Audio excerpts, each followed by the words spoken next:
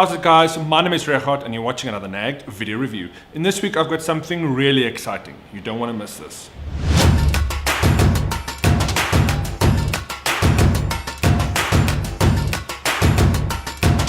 So the day has finally arrived. I've got the HTC Vive in my hands. Now, unless you've been living under a rock or maybe even planet Mars, you should know what AR and VR technology is. Now, where virtual reality gives you a full digital layer over your eyes, augmented reality creates a digital layer over a physical world, which means you generally look through your headset as opposed to into it like you do with the HTC Vive. Now, even though the HTC Vive isn't the first to market, one of the big things that it has for it is the fact that it was developed in conjunction with Valve Corporation. Yes, the same guys that is responsible for the Steam platform. Now, for the HTC Vive, you do get a special Steam VR platform as well, and we'll chat about that a little later. Now, the HTC Vive is based on room scale technology. Unlike hardware like the Oculus Rift, the remote sensors that actually pick up your position in a 3D space is all sitting in the gear. You've got remote satellites, but these only send out IR beams so that the headset can know where it is within the 3D space at all times. Before we get into the unboxing, I'd like to thank TVR Computers for providing the gaming rig as well as the HTC Vive kit. Let's get into the unboxing. Let me warn you, what you're about to see is incredibly appealing. And there you have it, the HTC Vive in all its glory. Look at this magnificent beast. The box isn't too bad. You can see it actually has a lot of stuff in it. There's a lot of cables, a list of what is in the box. But let's get into the unveiling. Insert some appropriate jingle here. Look at that. So what we have in the box is the HTC Vive headset. We've got the two controllers and we've got the two satellite IR receivers, transceivers. These don't connect to anything, they just need power, although you can connect them with a cable. But let's get into what these look like.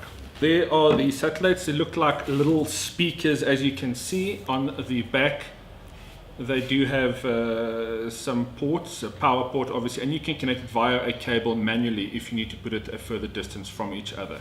The only rule with these things are they need to be higher above your head, pointing towards you, and they need to be able to see each other, so line of sight's important. Now, interestingly, like I said earlier, these shoot out IR beams that your headset picks up. The headset is then in turn connected to the computer.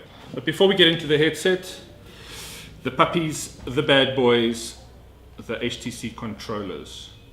Now, these feel very nice in the hand. If you've used them, if you've seen any of the demos, or if you were at Rage and you would have played with this for a bit, you would have kind of felt what it looks like. The buttons are very tactile. They've got the lanyards at the bottom if you are a very active gamer and fear that you may lose grip of your controller.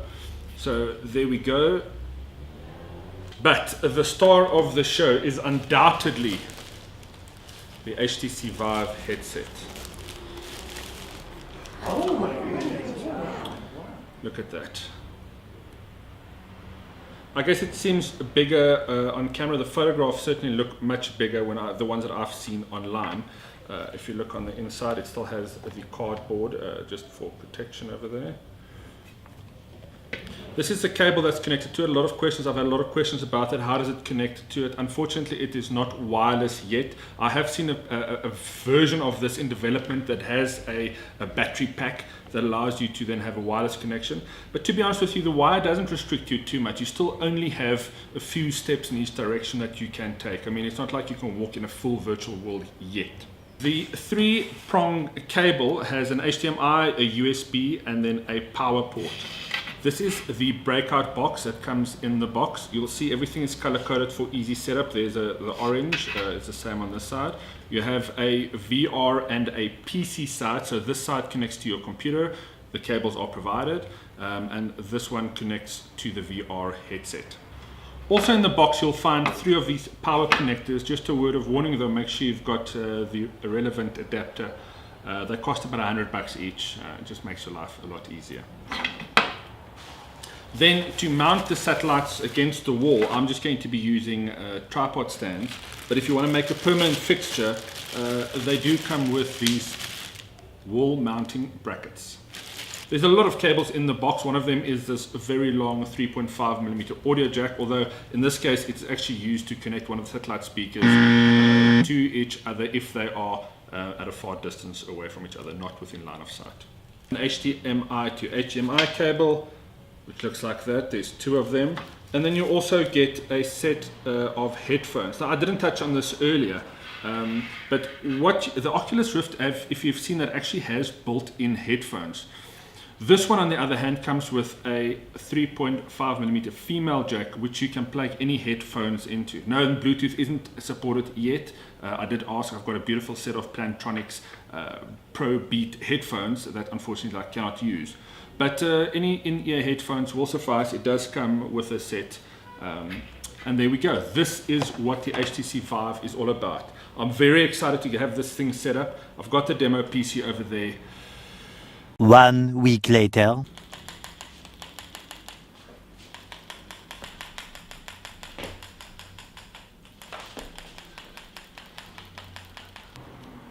So I've been playing the HTC Vive for about a week now.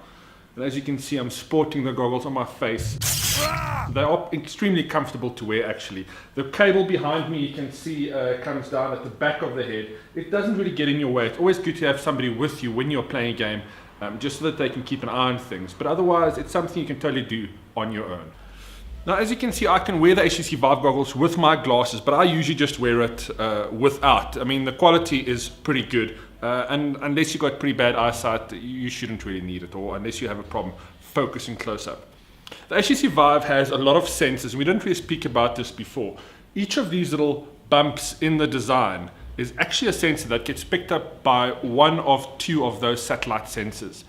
Those sensors are basically there to tell the headset where it is in this 3D space. Now, when I set it up, I've actually drawn out a virtual line in the software. When you set up your room for the first time in the HTC Vive Steam VR software, you create an outline of the play area and it'll optimize the area based on the size available to you.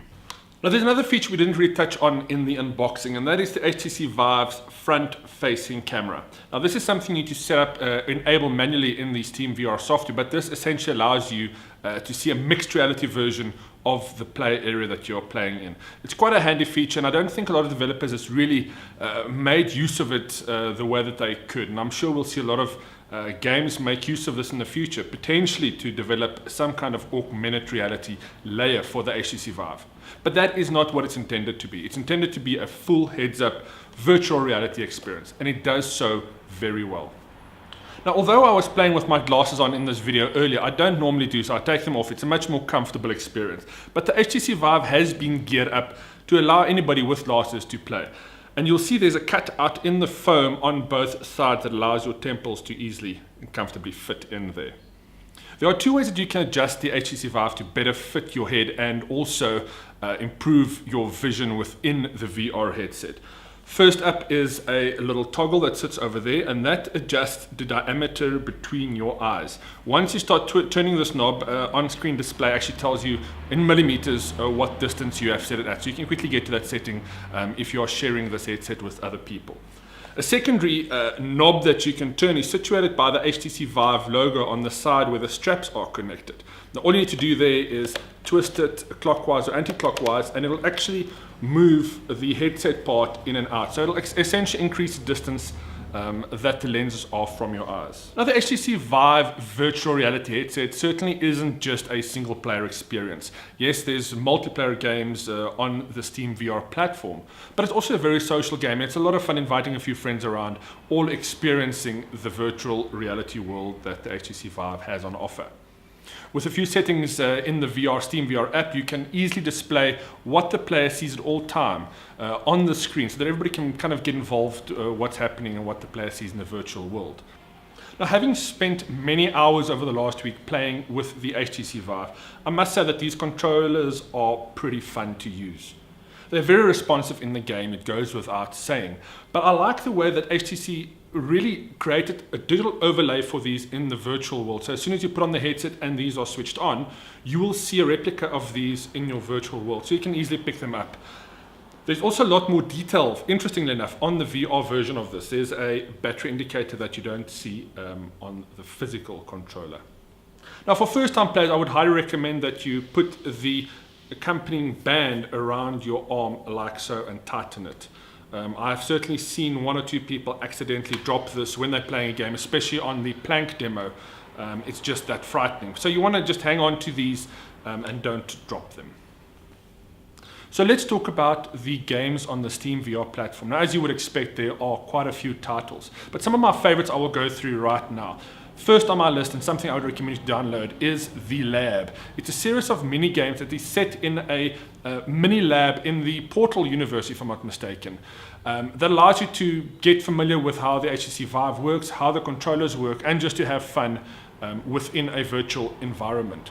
Now, it goes without saying that the Steam VR platform has a number of titles worth digging into when you unbox your HTC Vive.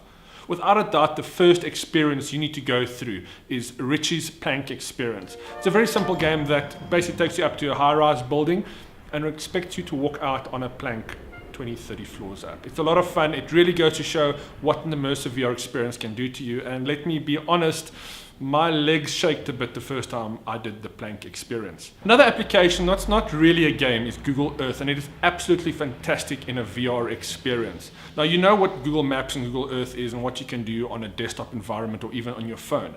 Now, in a virtual reality world with the HTC Vive, you really get to step into that map, and using the Google Maps data set, you're able to actually walk around your suburb and see pretty impressive top-down aerial footage. Now, it's not 4K crisp footage, but you get a lot of detail in the depth. You can see buildings, you can see trees. It is really an experience that needs to be experienced to be believed. Now, if you're a Rick and Morty fan, you will love the fact that there's a new Rick and Morty game, Virtual Reality, now on Steam VR. It's a hell of a lot of fun, and if you can imagine what the multiple universe concept can do for a TV show, it's even better in VR. It's well worth checking out. If you're looking for more of an experience, I can highly recommend the Everest VR app. It's not only a lot of fun, but it's absolutely awe-inspiring as it takes you from the base camps right to the top of the world's highest mountain. There's a few basic mini games that take you from each of the base camps to the next stage, but it's again just to give you get used to how a virtual reality controller would work. There are two more games I would recommend for the HTC Vive, and that is Job Simulator and Adrift. Now, Job Simulator might not seem like the most fun you can have in a virtual world, seeing that we all want to get away from our day jobs. But it's a lot of fun, and it's a very funny game as well. It basically puts you in an environment of various jobs, and you have to perform various tasks to complete the level. It's well worth checking out. Now, Adrift is one of the most visually stunning games I have seen in a very long time, and it is perfect for the virtual reality platform. It basically puts you in the body of an astronaut, and it gives you a first-person view of that astronaut in danger. And there are various tasks you need to complete as well. Now, between gaming and the virtual reality experiences, it really is difficult to pinpoint what my favorite thing is about the HTC Vive. The gaming is very immersive and absolutely a lot of fun to play, but the VR experience has really sealed the deal for me. Being able to stand on a hilltop or even Mount Everest and overlooking the vistas is absolutely phenomenal. Yes, virtual reality technology still has a little while to go before we have true 4K or true reality experiences. But that doesn't matter. In terms of gaming, what we get at the moment is pretty damn fine. So when we look at costing for the HTC Vive, you can expect to pay around 14,500 Rand for the kit. This is excluding the gaming PC that you need to run the hardware, of course. For gamers who do have a mid-range to high-end PC, it's a pretty easy upgrade. You buy the kit, you run the Steam VR software, and there you go. If you don't have a gaming PC and you want to get into the world of VR, your investment is going to be a little bit more, unfortunately. So ultimately the question is, would I buy the HTC Vive? Well, given that I've got a gaming computer, yes, I would. It's a great accessory to an existing high-end gaming machine. And if you are a gamer, I don't see any reason why you won't fall in love with the virtual world that the HTC Vive provides. And that's it for another video review. Thank you very much for tuning in. If you have any questions about what you have seen today, please leave a comment in the comments below. As always, please remember to subscribe and like this video. And if you have any requests for products you'd like to see, please let us know below. From Regardt and the NAG team, until next time, ciao ciao.